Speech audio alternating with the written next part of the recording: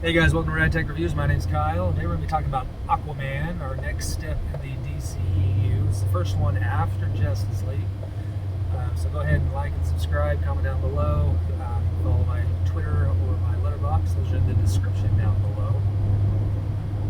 And I don't think I really need to explain anything about what Aquaman is about. Anybody who is going to be watching this, they already know. They already know what it's about. So let's just get into it.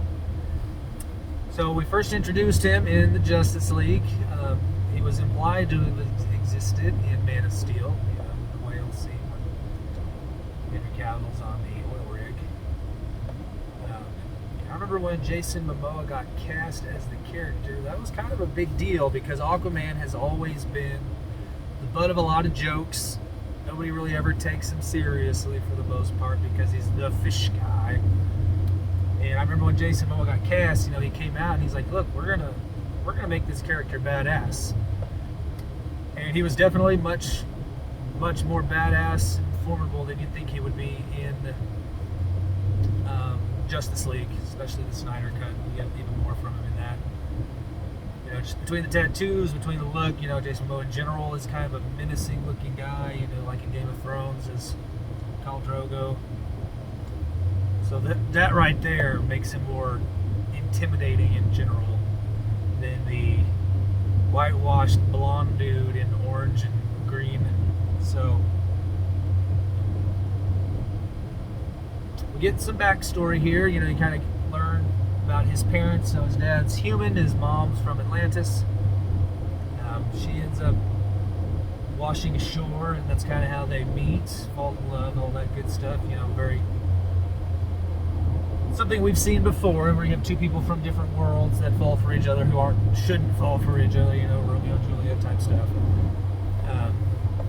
Which Nicole Kidman, she looks fantastic in this movie. She looks really good, and she's aging.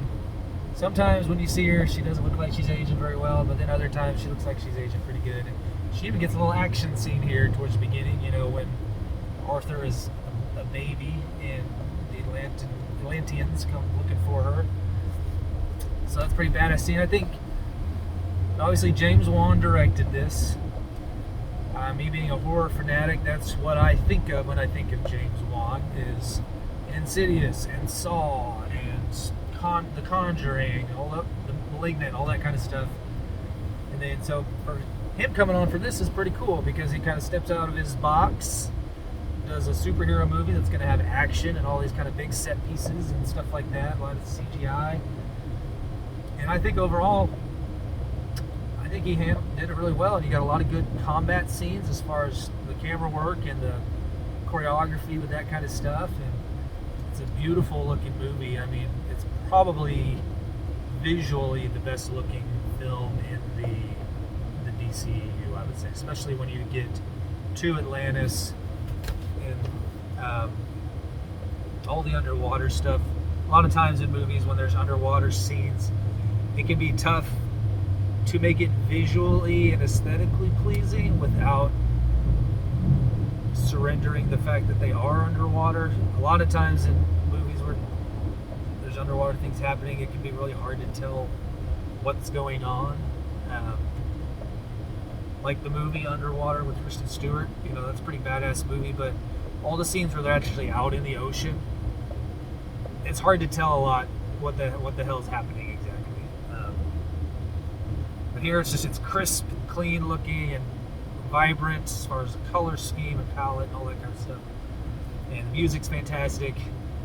So I think James Wan really hit it out of the park. And I'd say this watch of it is probably my favorite watch of it since I liked it the first time I saw it. I didn't love it necessarily, but I ended up really liking it this time around, even more so than I did the first time around. So the whole plot here is Mira, which is Amber Heard's character, which that's a whole controversial thing in of itself at this point. She comes to find Arthur, to bring him back to Atlantis, to claim his right at the throne, even though he hasn't ever been there. It's been laid claim to at this point by his brother, so different dads but the same mom. And his mom has disappeared, so as far as they know, she's dead. Which with movies like this, we always know, of course she's not. Of course she's not dead. No body, no crime.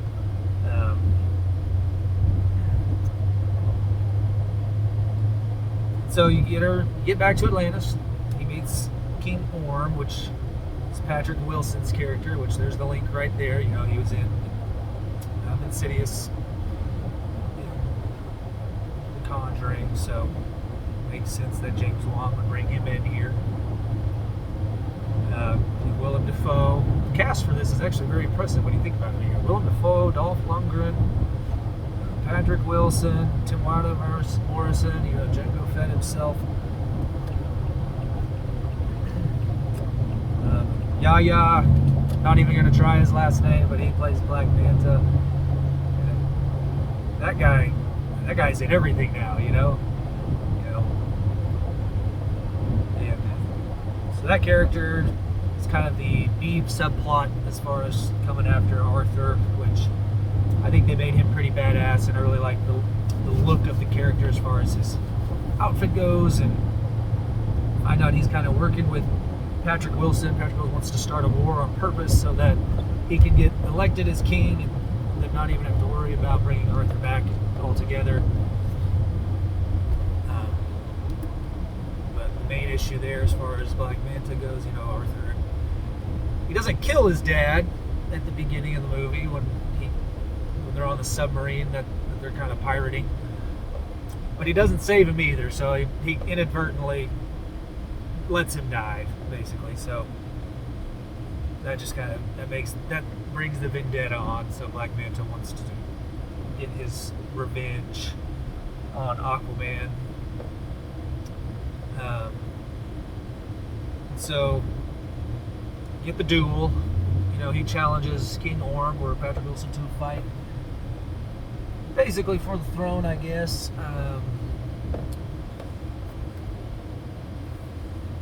Which, of course, he doesn't win. You know, he's fighting him in his element with a weapon that he's been trained to use since he's a kid. Arthur kind of just goes around, does whatever he wants. He's more of a free spirit, not really used to the Atlantean world. Before he can be completely defeated, Mira gets him out of there, and they kind of escape, which is a cool chase sequence. And then they go basically searching for the lost trident of Atlan, which is the trident of all tridents. You know, whoever's supposed to rule ends up being the only person who can actually use the thing. So we get a bit of a treasure hunt kind of thing going on here, which is cool. You know, they go to the desert place, and there's some jokes here and there that are, I feel, a little cheesy, that I don't necessarily like. They're fine being there because this is a family movie, so it caters to more of a younger audience with some of that stuff. But like him saying he could just have peed on the thing, that's a little eye rolling to me. But so basically, they find the map. They kind of find what they need to in order to go find where the trident is exactly. And you get this great sequence in, is it Sicily that they're in? Some more exotic kind of place. You know, Mira's not used to the above water world, so she kind of gets to experience a little bit of that, which is cool. But then the whole fight chase sequence there is, I think, probably the best part of the film. So you got Black Manta coming after him. You got guards from Atlantis coming after him. You know, Mira's being badass, Arthur's being badass. That's one thing I want to talk about for a second. So the Atlantean guards, I'm not sure how I feel about these guys as far as the look. I think their suits are pretty silly looking. I know it's a comic book movie, but they're so bulky looking that it's like, would that really be efficient, you know, for your army to be dressed like that? You know, the weapons I get, with the look of them, where they have like fake fins and stuff on them, I don't know, it's a little much. I do like whenever they get like stabbed and stuff, because they're filled with water, because that's where they're used to being. That like water comes out almost like blood, basically. Instead of getting blood everywhere when they get impaled and stuff. You got water flying all over the place instead. Then Mira kind of goes full Super Saiyan on a couple of guys with the entire wine stash. So they escape from there, and then they get out to where the trench is, which you get these trench monsters. I don't even know what you call them. Those things are pretty cool. Like, you got a nice little horror scene here with them coming up on the boat, and then they end up diving down under. And I really like the use of the lighting there, as far as basically just a flare, and they're being chased by this entire horde of them down there. And then they get down into the void of the whirlpool and everything, and get to the other side and find out that's where his mom's been all along, which, no surprise there, really, that she's alive. So then you get Arthur's ultimate test. Can he get the trident, which is being guarded by this ancient behemoth of a monster that most consider to be a legend that's not even real.